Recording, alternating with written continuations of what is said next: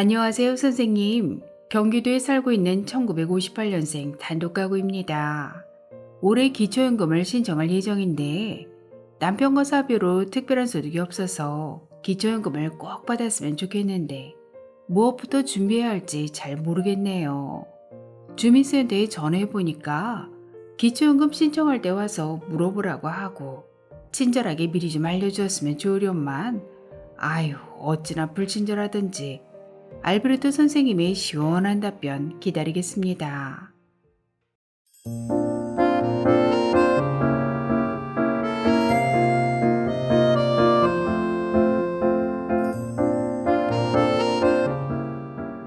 안녕하셨습니까?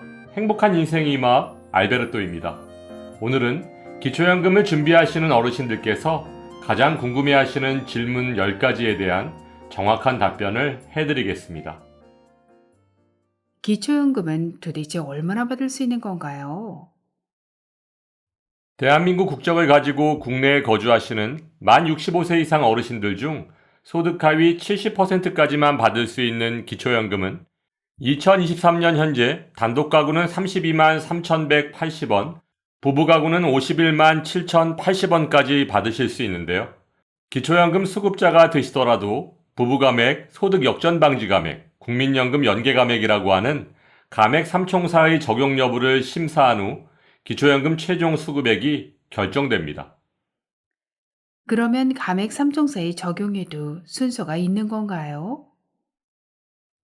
기초연금 가맥 3총사의 적용에는 순서가 있습니다.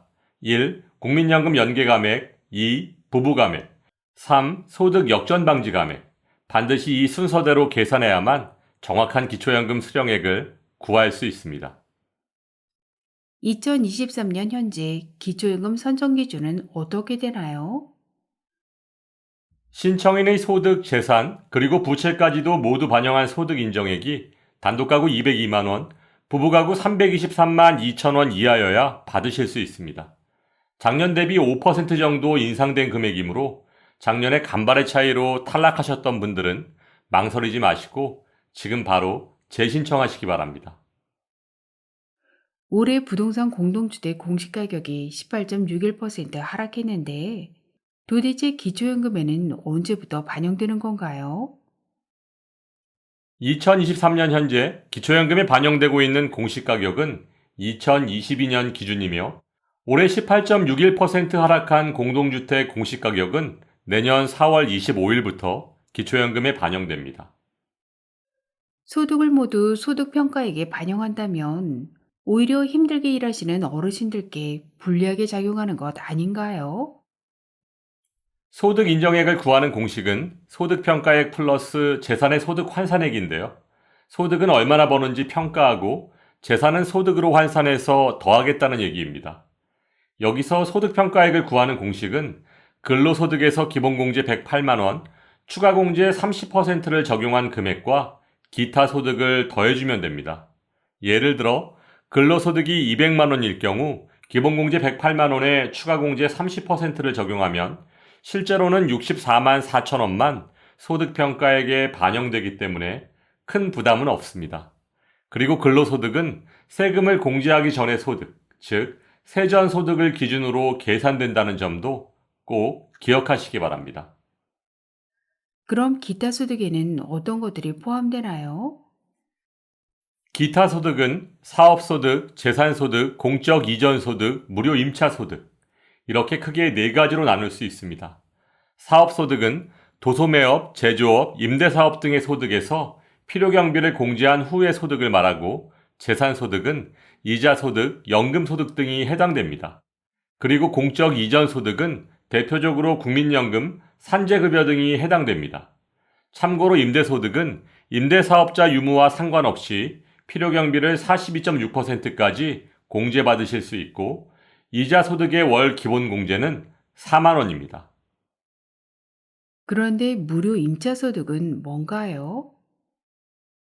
원칙적으로 자녀의 소득과 재산은 부모의 기초연금 산정 시 소득 인정액에 아무런 영향을 주지 않습니다.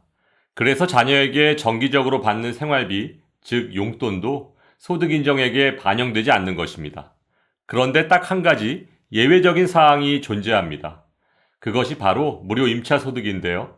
자녀 소유의 시가 표준액 6억 원 이상 고가주택에 거주할 경우 임차료에 해당하는 금액을 부모의 소득으로 인정하고 있습니다.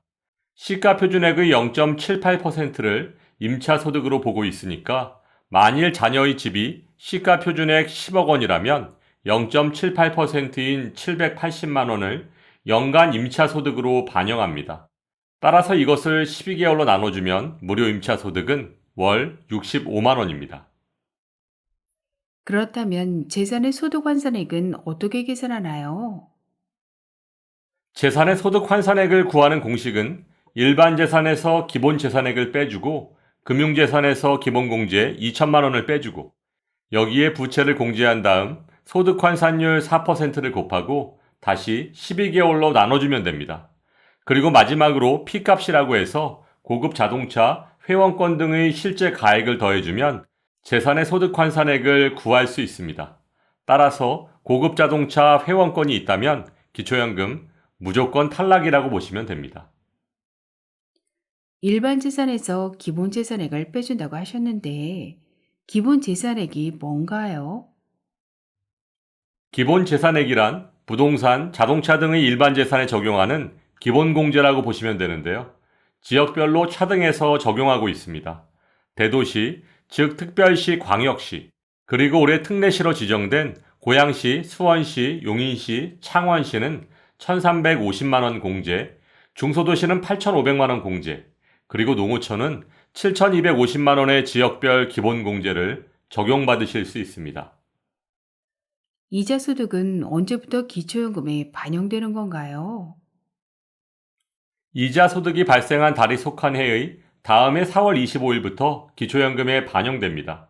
예를 들어 2023년 10월 이자 소득이 발생했다면 2024년 4월 25일부터 기초연금에 반영됩니다. 오늘 알베르토 선생님의 친절하고 정확한 설명을 듣고 나니 이제 기초연금이 뭔지 좀 알 것 같네요.